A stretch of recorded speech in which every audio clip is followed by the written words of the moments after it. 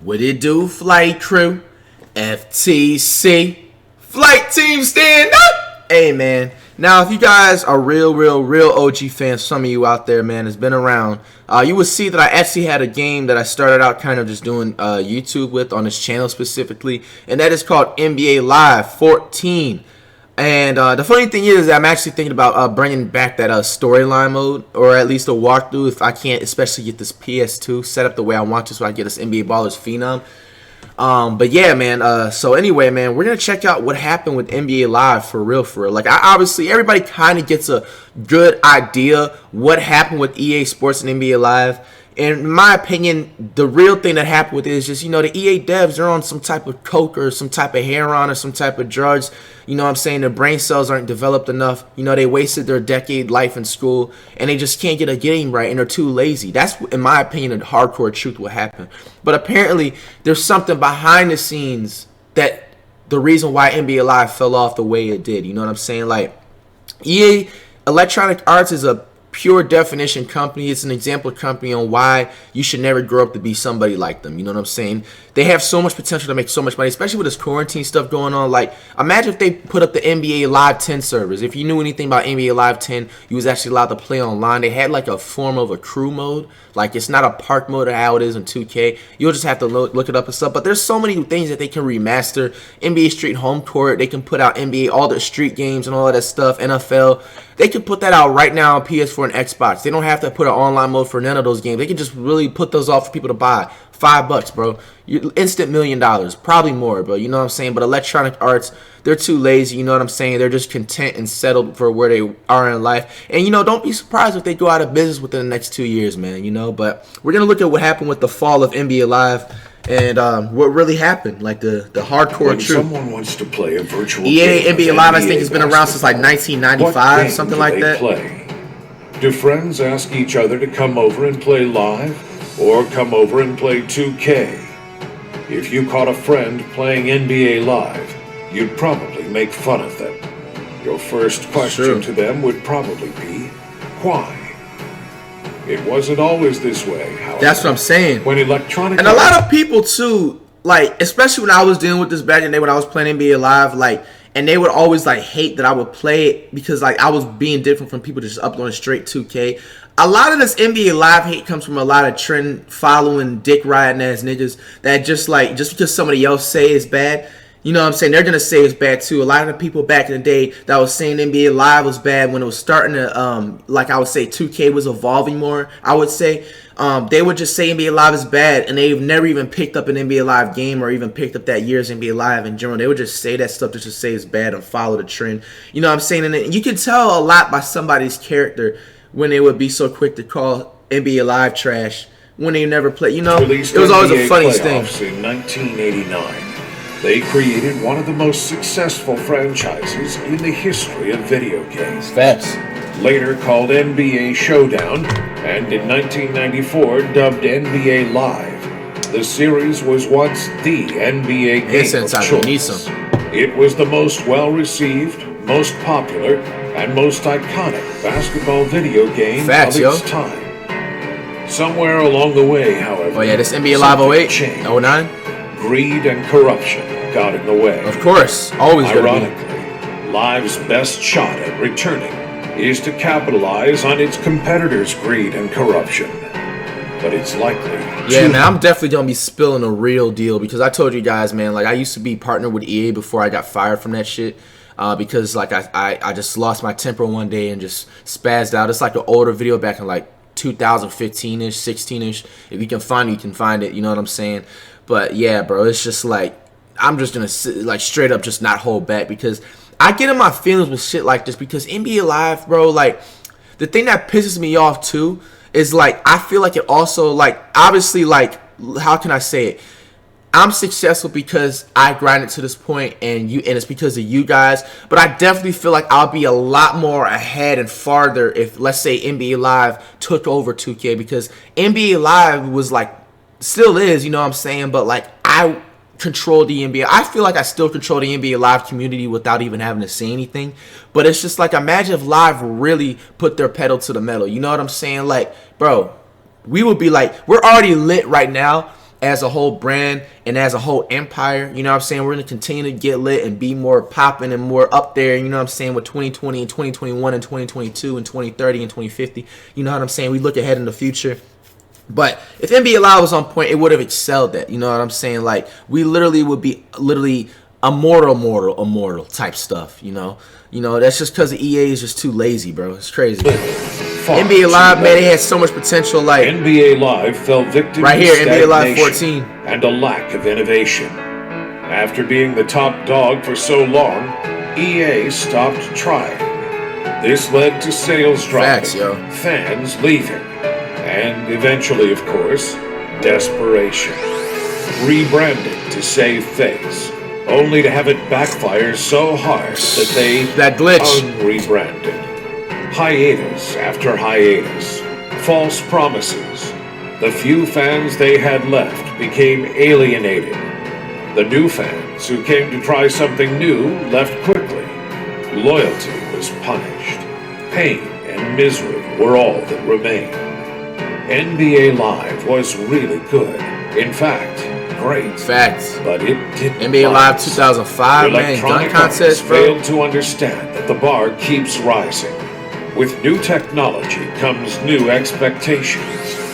Sometimes, when competition rises, it brings out your best. Oftentimes, however, it doesn't. And then you lose. This is the story of how NBA Live lost. It's gonna be a very emotional video. Thanks to Raycon for sponsoring today's video. Unlike other... Alright, I don't give a fuck about these cheap-ass earbuds. Sorry, not sorry. Click the link in the description box below to go to buyraycon.com/softdrinktv and get 15% off your order. And once again, thank you to Esports released a basketball game titled Lakers vs. Celtics. Making sure I didn't skip anything. Thank you to Raycon for sponsoring this video. In 1989, EA Sports released a basketball game titled Lakers vs. Celtics in the NBA playoffs. A year after releasing their first football video game, John Madden Football, EA was looking to expand into other sports.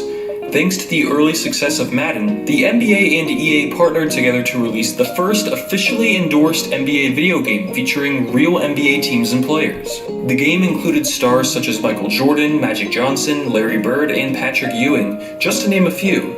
The first NBA playoffs game was a huge success, and despite some criticism for lacking difficulty, the game was a critical success as well. This was the first EA game to feature the EA Sports Network logo, which would eventually become EA Sports, and also the first basketball game to feature signature animations, including Charles Barkley's signature dunk. Featuring 8 teams, 4 in each conference, and having a TV-style broadcast with commentary, a halftime show, and even showing lineups prior to the opening tip. The game was the start of something huge. The next game in the series, Bulls vs. Lakers in the NBA playoffs, was more or less the same.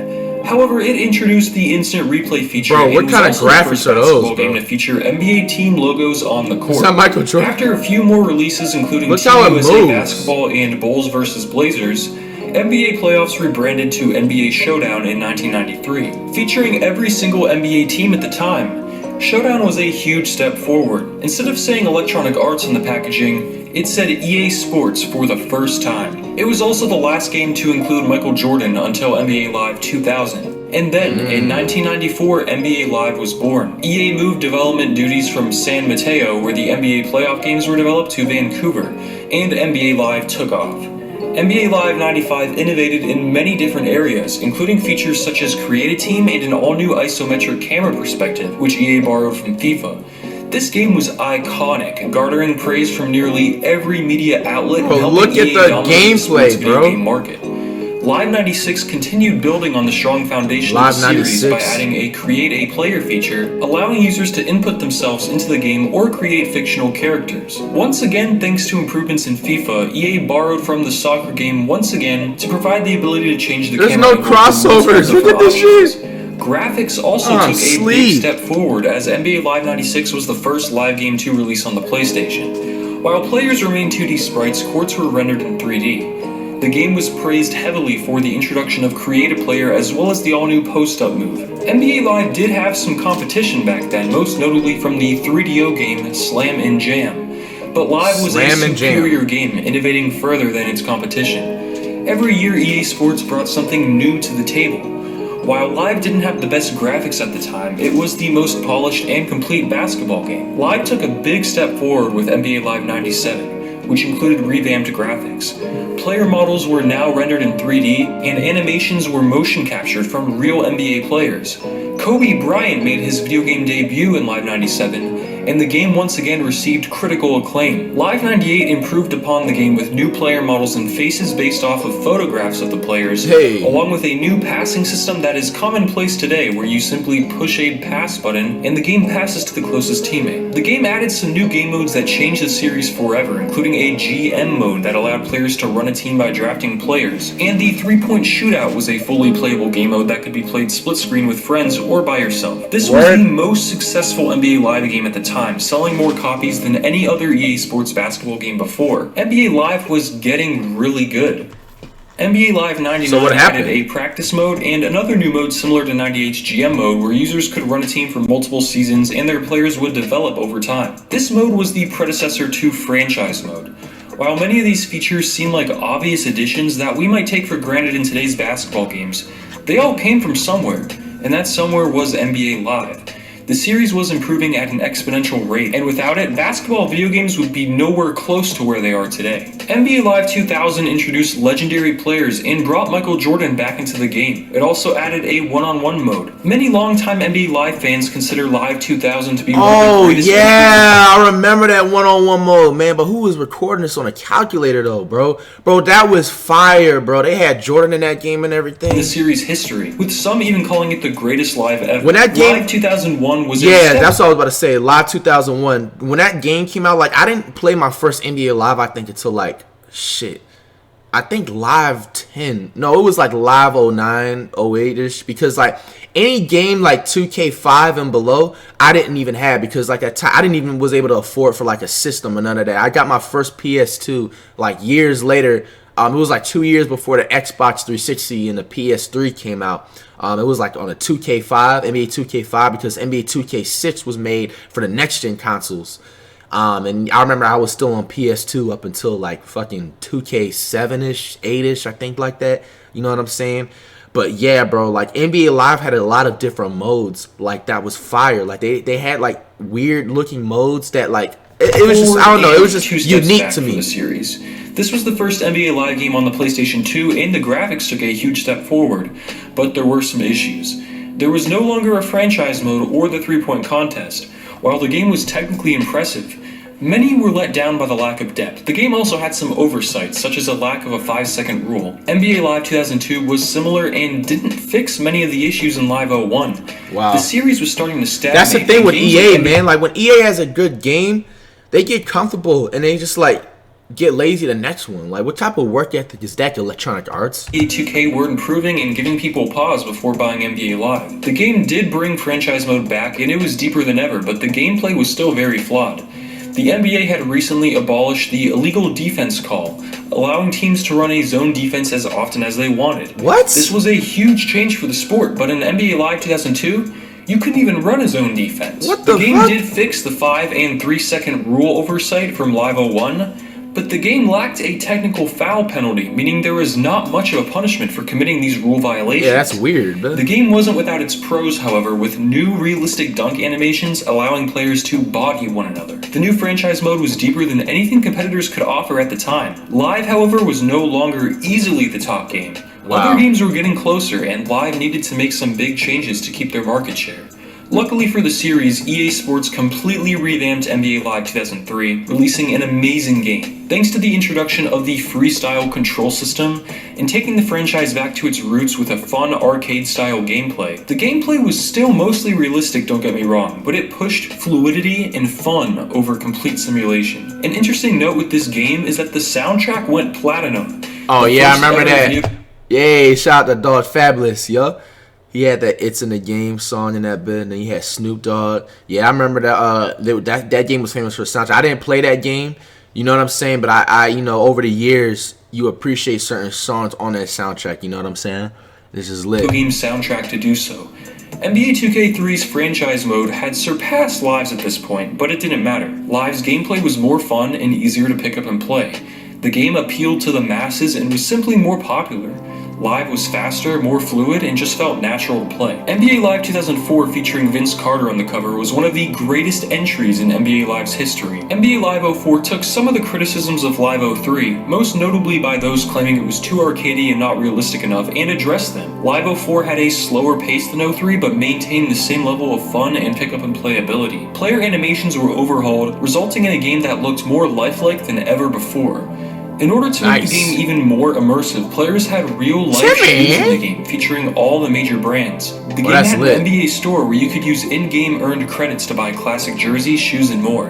The game was great and sold very well. Some people might have argued that NBA 2K or NBA Inside Drive were better games, but at the time, Live was Iverson had like 5 2K covers, bro. That's some goat shit. With competition heating up, Live had to continue pushing the envelope and innovating, because all it might take for their player base to jump ship would be one big mishap. Luckily for EA, NBA Live 05 was a classic. Even today, NBA Live 2005 is considered to be the greatest NBA Live ever made. Nah, I think it's Live 10. For another game in the series, the overwhelming consensus is that Live 05 was the peak of the series. Live 05 added the All-Star Weekend, with the dunk contest, 3-point shootout, and actual All-Star game. Franchise mode got major upgrades, now labeled Dynasty mode, and the gameplay took steps forward as well, resulting in one of the greatest basketball games of all time. The game wasn't perfect, but it was really good. But then, after the release of Live 05, something happened. Yeah, man. Let's see this. The fall. In late 2004, EA and the NFL signed an exclusive rights agreement, meaning EA was the only company allowed to make NFL games. This essentially killed off NFL 2K, shifting 2K's focus almost exclusively towards their NBA game. Electronic Arts now had the pressure of making the exclusive NFL game, as well as FIFA, MVP Baseball, NASCAR, NHL, and of course NBA Live. 2K, on the other hand, only had to focus on their baseball, hockey, and basketball games, with almost their entire dev team being dedicated to NBA 2K. With NFL 2K out of the picture, NBA 2K, already a great series on the rise, was only going to get better, while NBA Live was going to get less attention. With a new console generation coming, NBA Live's future wasn't looking great. Not only that, but 2K had released all their sports games at just $20 that year, so the player base of NBA 2K rose exponentially. The pressure was on EA. NBA Live 06 released on the Xbox 360 as the first NBA Live game on the next generation of consoles. However, NBA Live 06 was bad. While 06 was pretty good on the previous generation of consoles, it was clear what direction the series was heading towards. I made a video on Madden 06's development and how the game was awful on 360 but great on PS2. The same can be said for NBA Live. The only difference was that NBA Live had competition. If you sold your PS2 or Xbox 4 and Xbox 360 and you got NBA Live 06, you would have been incredibly disappointed, and you likely would have jumped ship and bought NBA 2K6. NBA 2K6 released on the 360 as well. Yeah, see, 2K capitalized. You know what? What if history repeats itself? Because 2K got better when the next-gen consoles came. I think that's just what it was. I think they just was more prepared equipment-wise and all of that stuff. What if it repeats itself, history repeats itself, and it reverses, bro? Like, what if Live jumps that ship and now it's better? You know what I'm saying? For the next-gen consoles. 2K was able to port over most of their game from the previous generation of consoles and build upon that foundation, while Live started completely fresh. Yeah. This was the first year that NBA 2K was objectively better than NBA Live. NBA Live 06 was pretty, as the HD graphics looked great at the time, but that's about all the game had going for it. Frame rate issues, awkward animations, and many features were just That's lost. The thing, Live has awkward ass animations, bro. Innovating the franchise mode, it was completely dropped in the next-gen version of Live 06. What the fuck was that? It was still in the previous-gen version and still very good, but it was only a matter of time before EA stopped developing for the older systems. Live 06 was a sign of things to come, and the beginning of the end for NBA Live's reign of success. Unfortunately for NBA Live fans, Live 07 was somehow even worse. Wow, it was? Expectations were high, as NBA Live 05 Nah, I disagree. NBA Live 07, I remember playing at, you know what I'm saying, at Homeboy's house back in the day, middle school days and shit. Like, this right here, like, I remember they had things called signature moves and all that. I like that EA had that. After a down year with Live 06, the series had to improve, right? The graphics look great on next gen, so all they had to do was improve the gameplay. Somehow. NBA Live 07 was not only a bad game on 360 and PS3, but it was also a bad game on the PS2. How did they mess that up? Wow. Live 07 brought back the franchise mode as well as other requested features such as the dunk contest, but they were straight ports from the PS2 version. The dunks were identical, the exact same animations with no change. Gameplay was neglected despite being the biggest issue with 06, and even got worse in some areas. This was the game that showed live players that EA didn't care about their once beloved basketball franchise. The franchise that helped build EA Sports from the ground up back in 1989 was now pushed to the back burner. And for what? Madden and FIFA weren't even good games on the next-gen consoles at this point in time. It was a kick to the stomach. Of course, 2K continued to push the envelope and took on the role that formerly belonged to NBA Live. Live sales were dropping, but the game was still selling well based on name recognition. EA shifted their focus towards maintaining those numbers rather than producing an actual good game. Instead of fixing the core issues of NBA Live, EA tried to add cool back-of-the-box features to help advertise the game. Sound familiar? NBA 2K was quickly becoming the NBA game of choice for players and critics. NBA Live 08 and 09 were better, but still not anything great or even good. While NBA 2K kept improving and was becoming a fantastic series, it was clear that while EA was trying to beat 2K in sales through marketing, 2K was simply focused on making the best basketball game they could. The people in charge of 2K were making the game from a place of love for the sport, while EA seemed like they didn't care about anything but numbers. Facts, yo, this greed, the resurgence. In 2009, something amazing happened for EA. Mike Wang, a former 2K Oh, Michael Wang, what's up, man? The main reasons NBA 2K Line was sack of shit, Dev. 2K to join Dude told me there would be new hairstyles in 2K20. Lied his ass off. Wang left 2K, he said, "I was looking at where NBA Live was, and I felt like they were behind us in a lot of ways. I was also looking at my own team and thinking, there's some things I wish we could do differently. We could be different in some ways. My twisted thinking was, if I could go to EA and I could shore up gameplay, then maybe there'd be this really heated rivalry between 2K and Live again, and it would push the basketball genre forward." Wang was clearly a difference maker. NBA Live 10 was actually really good. Yep, like I said. No longer could you hold sprint and dunk every possession. AI was vastly improved, animations were improved, presentation was improved. I don't know what the fuck happened. They was in the right direction with NBA Live 10. Like, if EA, honestly, they could have just made this the same game, bro. They just could have improved the graphics. Like, if EA wanted to be that lazy, which you guys already are, all you had to do was just copy NBA Live 10's gameplay and just improve the graphics. All you had to do is improve the graphics. You know what I'm saying? That's a fucking 2 to 3 month process. Like, there you go. But instead, how do you just backtrack and use a different type of game engine and everything? It just doesn't make sense, bro. And the game was a huge success. The Live versus 2K debate was real.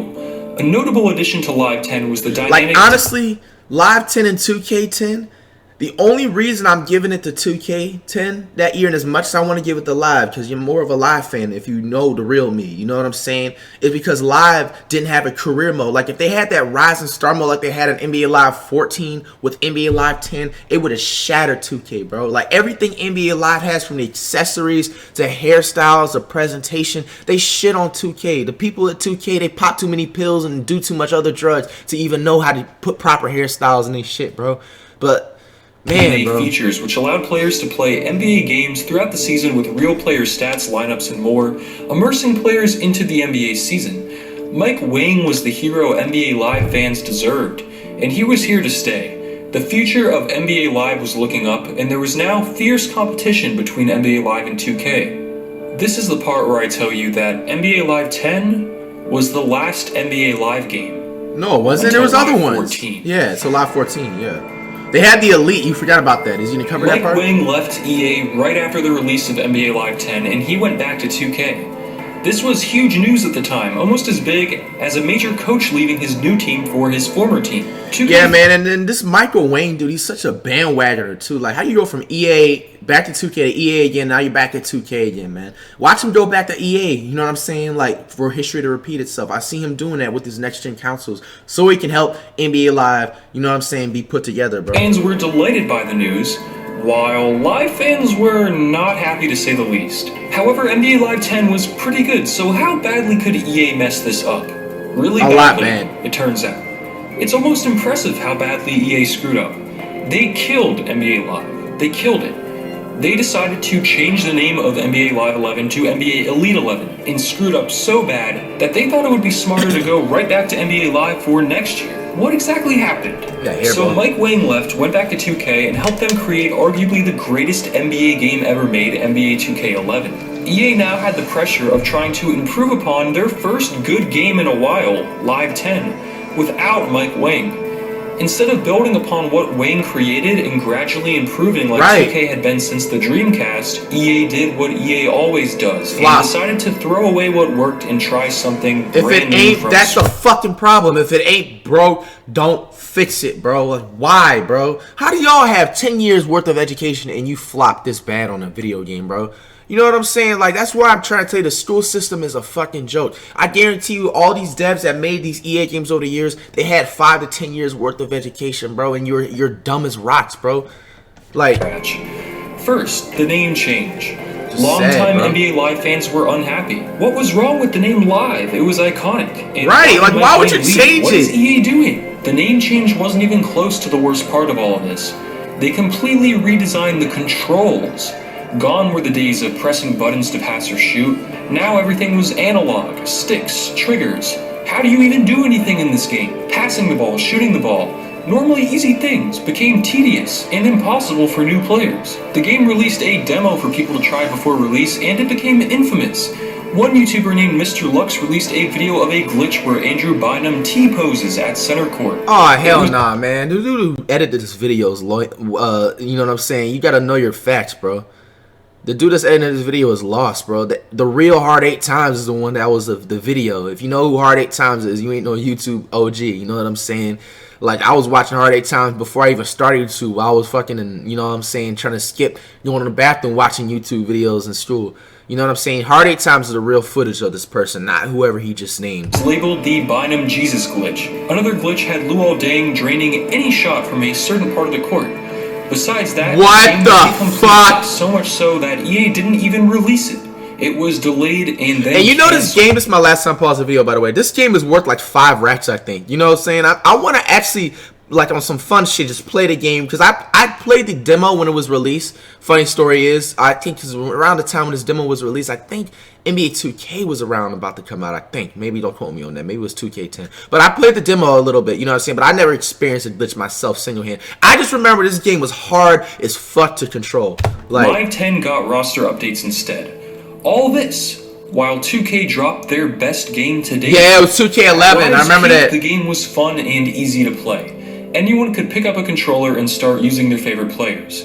Maybe that's why EA changed the name to NBA Elite, because it no longer was NBA Live. They had no idea what made Live great in the first place. It was all about marketing and had nothing to do with releasing a good basketball game. EA noticed that NBA 2K10 sold more copies than NBA Live 10, so they hit the panic button. Why build on NBA Live 10 if it didn't sell as well? We need to do something drastic. You didn't sell well with other lives before you kept the same name. Why did you change it? EA failed to realize that in their attempt to gain new players, they lost their core loyal player base. Those that stuck with EA through Live 06 through 09, what were thought to have been the dark ages, were punished. If 2K just released what many are calling the greatest basketball game of all time, with Michael Jordan on the cover, what am I doing here? Reading news about NBA Elite 11. I'm gonna go play that. Players jumped ship and EA just watched. Some stayed around though. When EA announced the cancellation of Elite 11, these fans waited patiently for the next game, holding out hope that the franchise would soon return to its glory days. A year went by. No NBA Elite 12. NBA 2K12 dropped, however, and it was another amazing game. NBA Live fans were disappearing by the second. So of course, when it was announced that EA was working on NBA Live 13, hardcore fans of the series were excited. They brought back the name Live. EA claimed that Live 13 would focus on being an all-new experience that captures on the future of basketball. No one knew what that meant, but it sounded cool. Unfortunately, EA ended up canceling Live 13 due to the game's development being a disappointment. EA said that next year's EA gives up way too much, bro. Like, game would have a huge focus on quality, as that would be their main goal. And just like that, it had been 3 years since the last NBA Live game. NBA 2K13 released, however, it was another great installment. And then EA actually did it. They released NBA Live 14. This was started out me on YouTube. Finally. Hey man, let me know, man. I think I'm gonna start that series. It's just like, why not for the culture? You know what I'm saying? Go back to your roots sometimes. Live was back. NBA 2K14 was another great game, so hopefully Live 14 2K14 was too, allowing basketball too. fans to have two good competing games in the market. 2K14 was really good. Unfortunately, NBA Live 14 was really bad. It wasn't bad. It wasn't bad. It just graphically and visual appealing wise, it wasn't compared to 2K, and EA slacked off on like this game NBA Live 14. If this was released, if this type of gameplay right here was like an NBA Elite 11 game, it would have sold a lot of copies.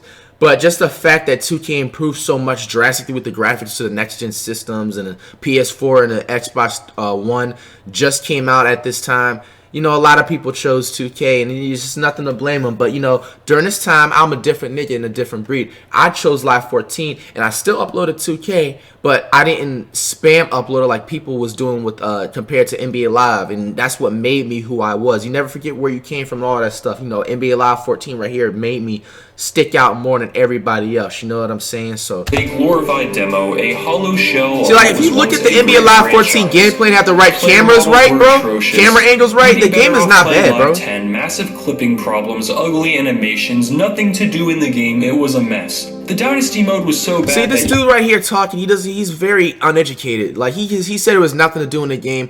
NBA Live 14 actually, other than being visual and appealing wise and bad of the game, like when it comes to like sales wise, it actually was decent. You know what I'm saying? Especially if you're in a quarantine until like go back and play this game right now. You know what I'm saying? Especially if you're playing shit K20.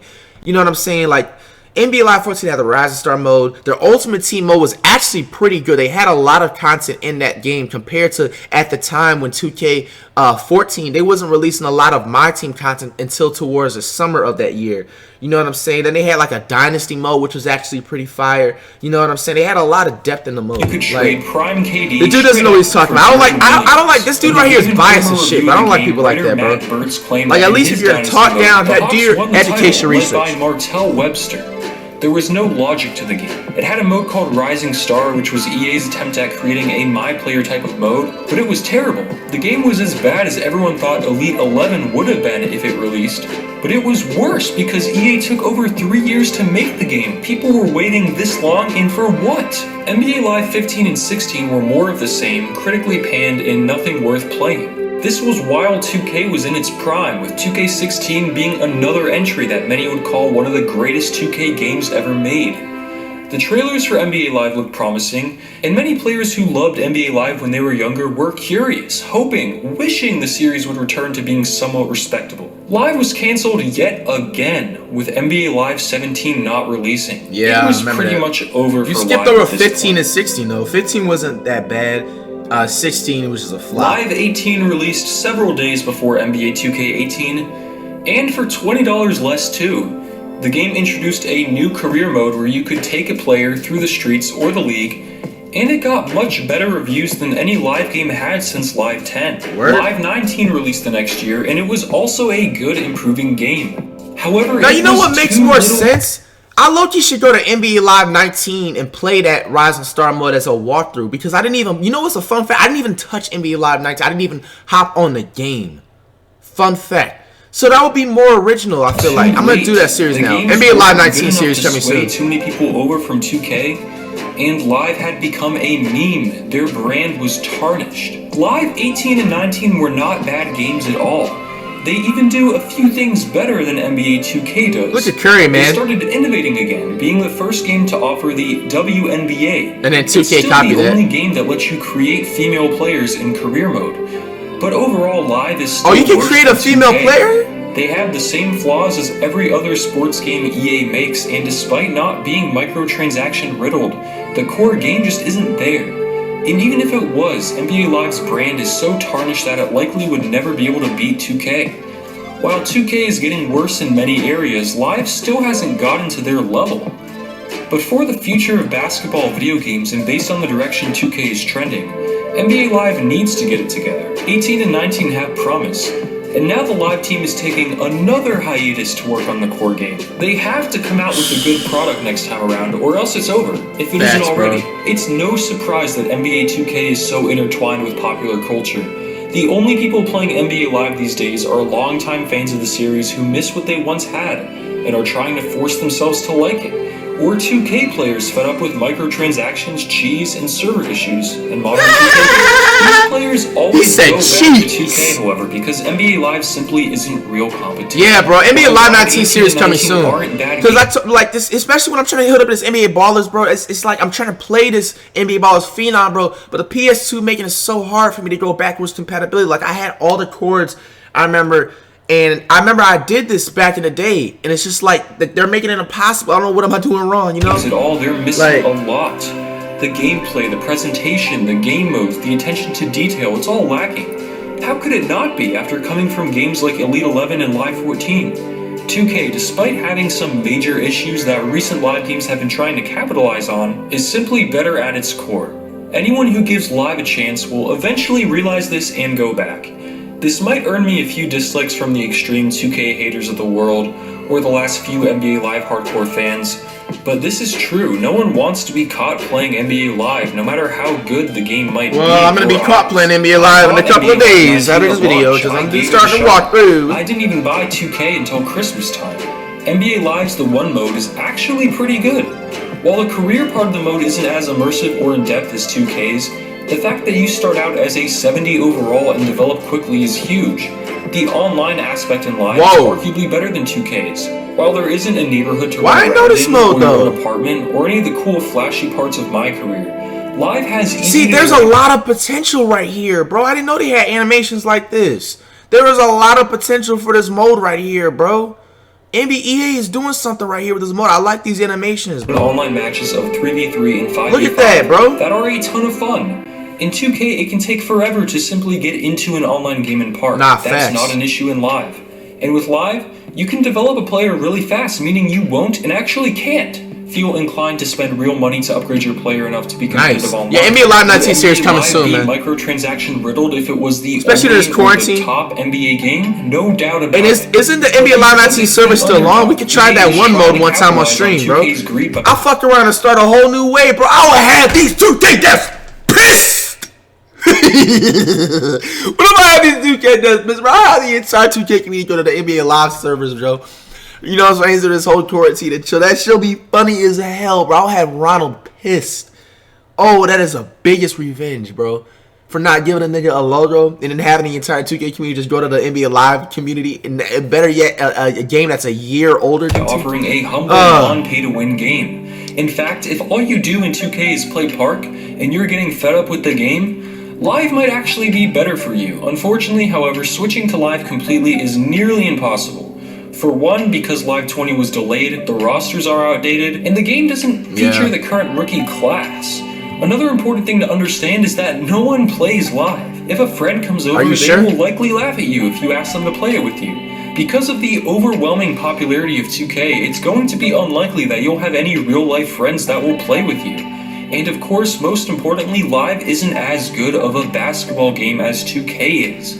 The gameplay, while not being bad, it's not as good. Its league's better than Live. This is gonna be a Live 19 gameplay right here. This gameplay isn't even that bad looking. It's just a camera angle. It's not better overall. Beyond gameplay, franchise. This dude over here is talking on that thing is just biased, bro. Compared to my league, player models look bad. Jerseys have mistakes in them. Arenas don't change when you give a team city uniforms.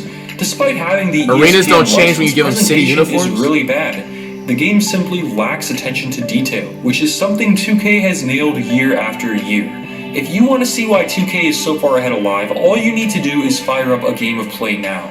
That said, Live 18 and 19 have proved to be big steps forward for Live. Unfortunately, they suffer from the same core issues as games like Madden, FIFA, and NHL. But Live 19 shows promise. Despite being developed by EA, the Live development team is different. They respond to feedback online. They are really trying to make a good game. They are delaying Live 20 for all the right reasons. The game is not trying to suck the money out of players' wallets, but instead well, you better make it. Look at Curry, man. Oh, inspirational shit, man. Great. The hardcore fans of NBA Live. At the end of the day, small forward coming to the Warriors soon on NBA Live 19. We'll be rooting for NBA Live. I'll probably make a point guard or a small forward. The better NBA Live is, the better NBA 2K will be. We got NBA 2K11 right after NBA Live 10 gave 2K some real competition. Without competition, games start to stagnate. You see it with Madden, with NHL. We need NBA Live to take the promising parts of 19, improve and expand them, and spend this time working on the core issues of the game. Maybe, just maybe, when Live returns, whenever that may be, it'll be good. We should be rooting hopefully, for man. that. If EA releases one more bad basketball game, especially after another break, NBA Live will be dead forever. Hey, man, that's gonna cap it off, man. I hope you guys enjoyed this video because I definitely did. As usual, man, comment down below what I shred to next on the road. That 2 milli.